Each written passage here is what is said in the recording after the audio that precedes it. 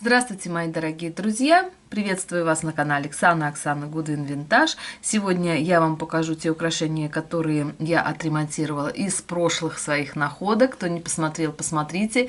Мешочек совершенно уникальный, совершенно неповторимый. Достался вообще за $1, но украшений, как оказалось, в нем классных много. Ну и вот те украшения, которые я почистила, привела в порядок, сейчас вам и буду показывать. Буду брать по порядку каждое украшение и рассказывать, разбирать, и что же такого интересного. Да, и первое украшение — это колье, которое было повреждено, лишь оторвана была именно сама цепочка. Я убрала 2 звена, почистила украшение, и оно просто засияло, засверкало невероятным образом. Отличнейшее украшение. Это моя уникальная находка. Одна из зрительниц написала, что мусор в этом мешке, обязательно все выбросите. Ну как же, как бы там ни было, это все-таки украшение от Trifari.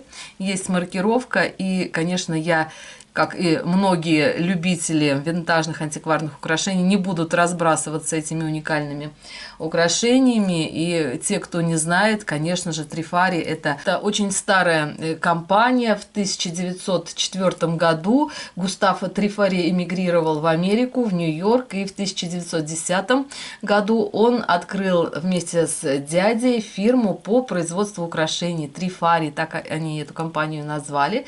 И в 1917 году к Trifari присоединилась Крусман, который стал директором по продажам. К 1930 году компания стала вторым по величине ювелирным домом в Америке. И в 1994 году компанию перекупила компания Мане. Ажиотаж вокруг этой компании до сих пор не утихает, и на сегодняшний день компания является одной из самых престижных, очень ценятся все украшения, и те коллекционеры, которые в своих коллекциях имеют украшения Trifari, очень этим гордятся. То как же можно это назвать мусором? Вот так выглядит колье от Trifari. Оно длинное вполне себе. Можно, конечно, сделать его вот так вот и покороче. Просто невероятная вещица. Как вы считаете? Напишите в комментариях. И покажу вам несколько украшений из моей коллекции. Я рада, что коллекция пополняется. Первое, что хочу вам показать, это вот эта брошь. Брошь тоже маркирована Trifari. Тоже эту брошь я нашла в каком-то мешке, абсолютно в идеальном состоянии. Мне ее только пришлось почистить, слегка за ней поухаживать. И вот такая уникальная брошь от Trifari в моей коллекции живет. К этой броши я предположительно подобрала вот это колье, тоже Trifari, с ключиком. Я в прошлых видео своих называла это ключиком, но зрительница меня поправила и сказала, что это буковка Т, это не ключик, а именно знак Trifari. Думаю, к этой броши тоже хорошо подходит. Это колье уникальное, тоже с таким эффектом сатинового стекла. Сами бусины отброшированы таким образом, как будто это сатиновое стекло. Это колье с имитацией сатиновых бусин, сатинового стекла, которое выполнено из металла. Просто здорово ложится. Я здесь на всю длину, да, сделала. Ну, можно, конечно, укоротить, и это колье будет покороче. Тоже такая вещь очень интересная. Следующее, в моей коллекции есть вот такие серьги, тоже маркированные Trifari, серьги-клипсы. Но Trifari, кстати, я заметила, что у них редко встречаются украшения с какими-то камнями, а именно отличаются они качественностью металла, качественностью материала, что, конечно, говорит о том, об этом, вернее, говорит то, что украшения старые, относятся к 50-60 годам. Как раз это годы, когда расцвет этой компании был. Хотя, вот я уже сказала, с 30-го года компания стала вторым по величине ювелирным домом в Америке. И вот можно ориентироваться именно на возраст, ну, 40-е, 60-е годы, вот как-то так. Следующая брошь «Роза». Тоже трифари, тоже есть маркировка. Видите, выполнена она опять-таки в технике очень мелкого броширования. Это отличительная, скажем, черта, по которой вы можете узнать украшения от трифари. Буду ускоряться, чтобы продолжить показ. Думаю, вы также можете догадаться, что вот эти серьги, клипсы тоже трифари. И они в отличном состоянии. Как правило, вот все украшения от трифари, они между собой могут вполне удачно сочетаться и комбинироваться. То есть вот серьги, вот эти, которые я вам показала, вполне можно надеть и вот с этим колье, и с этой брошью, и с этой розой. То есть они как бы имеют одну единую линию, скажем, вот в технике вот такого мелкого броширования.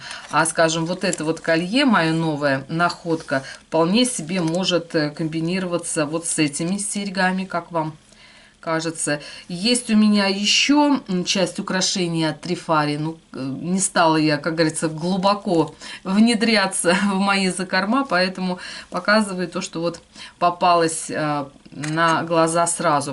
Вот это брошь зигзаг, зигзаг удачи, я его называю, тоже от трифари. Видела я у многих коллекционеров, у многих любителей винтажных антикварных украшений. Это вот такая вот лента. Следующее колье, следующая брошь тоже от трифари, но она уже в белом оттенке металла. Вижу, что есть отсутствие кристалла, не успела никак я. Времени не хватает подклеивать и отремонтировать какие-то украшения. Но опять-таки, смотрите, очень мелкое броширование металла, что также можно определить даже при первом взгляде на какое-то украшение. Следующая брошь мальтийский крест в виде цветка такого. Сочетание двух оттенков металла, белое и желтое. Подвижная часть, она сборная, то есть вот из двух деталей состоит. И тоже маркировка трифари. И опять-таки, даже вот в таком украшении и то есть элемент мелкого броширования. То есть сами вот эти вот листья, они очень мелко отброшированы. Это тоже, как говорится, показатель. Но, скажем, когда я покупала вот эту брошь, я не определила, что это трифари, потом уже разобралась. Следующая брошь тоже трифари, есть маркировка. И она вот совсем, как говорится, другая. Но, скажем, еще одним отличительным свойством и особенностью украшения от трифари является вот сочетание глянцевого покрытия и брошированного. Тоже они с этим очень хорошо играют. И, в общем-то, классно вот это вот все выглядит. В общем, вот так отремонтированная моя новая находка. Думаю, что вам тоже удовольствие доставил этот просмотр. Это, конечно, не конец. Еще сейчас покажу еще те украшения, которые тоже я привела в порядок. И тоже они в моей коллекции достойное место занимают. Так, это я убираю. Что касается следующего украшения, которое мне досталось в сломанном виде, я к нему так несерьезно отнеслась. Сейчас я покажу, разложу.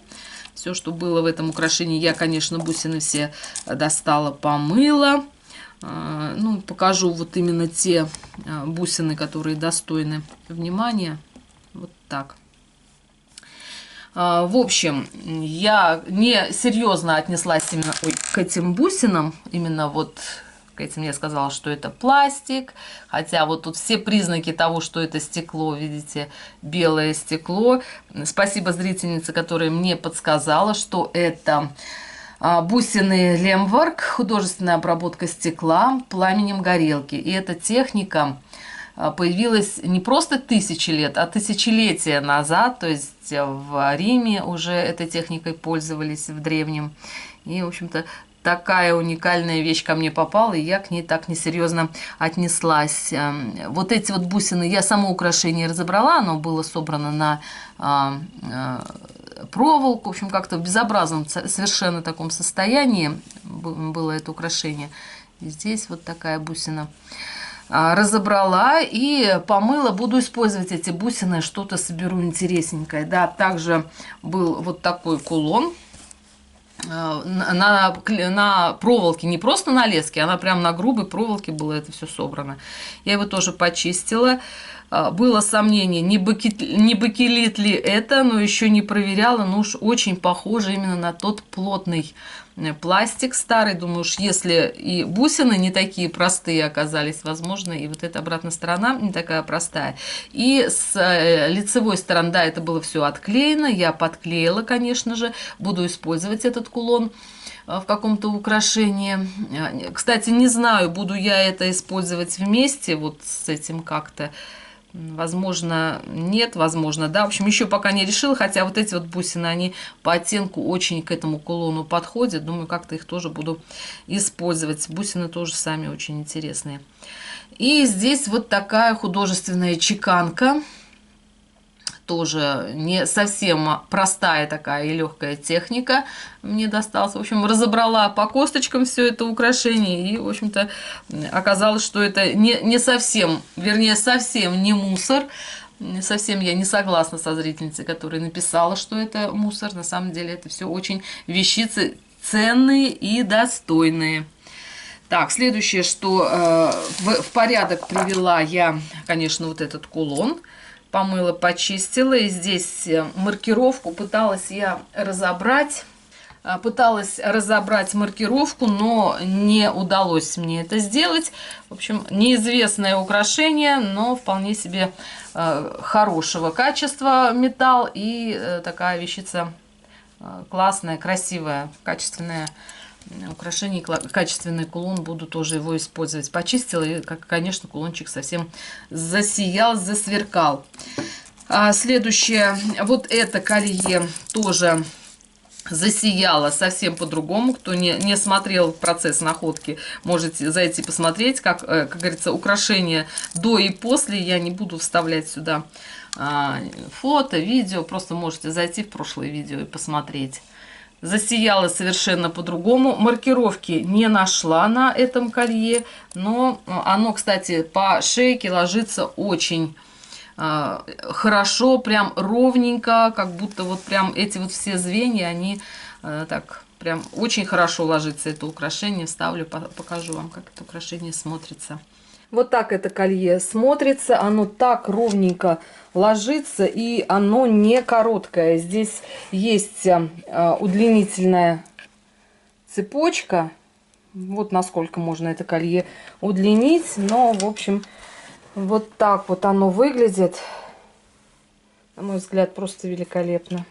Следующее колье, которое тоже я к нему отнеслась несерьезно в прошлом видео, как в момент, когда процесс поиска, когда я этот пакет раскрывала. Посмотрите, как сейчас это украшение выглядит. Просто великолепно. Натуральный тонированный перламутр. Очень красивый. Тоже засиял, засверкал. Я сказала в прошлом видео, что это пластик. Оказалось, что это стекло. Вот с такими вкраплениями темных моментов, да, в стекла. Здесь есть даже пузырьки. Это стекло. И, в общем-то, тоже недооцененным оказалось это украшение. Сочетание бирюзового бисера и коричневого – это просто классика жанра, как говорится. Следующий момент. Я недооценила и вот эти вот бусины, да. Это тоже стекло, и я думаю, что это мурана, стекло мурана, потому что вот центральная бусина керамическая, да, и она залита еще слоем стекла. Это не пластик, это, видите, как гремит, звенит, стекло. Такие 3 бусины, они распределены неравномерно. Тоже я вам покажу, как это украшение смотрится. Тоже оно смотрится здорово. Здесь вот деревянные бусины, вопросов нет. Вот по этим бусинам у меня есть вопросы. Я, когда их первый раз в руки взяла, я подумала, что что-то их надо помыть, они какие-то липкие. Но вы знаете, когда я их начала мыть, они как будто бы не то что стали растворяться, да, а как будто бы размягчаться стали. Я не знаю, что это. Либо это какая-то вид какого-то пластика. Кто знает, мои дорогие, напишите, подскажите. Но я их пыталась отмыть. Думала, что вот это именно вот этот вот мутный матовый налет, это как раз грязь, пыль, да, но оказалось нет, это как раз именно вот так они и выглядят. То есть я не стала там особо усердствовать, чтобы не повредить эти бусины, но они до сих пор какой-то вид имеют вот такой, как будто слегка липковатый, что ли, я не знаю, что это. Напишите, кто знает. А вот так выглядит колье. Тоже асимметрия такая интересная. Вот и как бы с одной стороны вот такие бусины, здесь вот больше перламутра. Такая и творческая задумка, и смотрится тоже здорово. Просто великолепные вот эти вот бусины. Мне очень нравится. И ложится оно очень так удачно, красиво. Так, ну по поводу вот этого браслета, я его тоже помыла. Разбирать я его не стала. Резинка вполне себе нормально держит все эти элементы. Так что вот этот браслетик тоже буду носить. Так что, мои дорогие, мусор совсем оказался не мусором, поэтому... Если кто-то не знает, не разбирается, как говорится, лучше заняться поиском информации. Ну, а тем моим зрителям, кто мне дает эту информацию, подсказывает то, что не знаю я вас очень за это благодарю. Всех люблю, целую, обнимаю. Всем мира, добра и красоты. А с вами была Оксана. Увидимся в следующем видео. Всем всего хорошего. Пока-пока.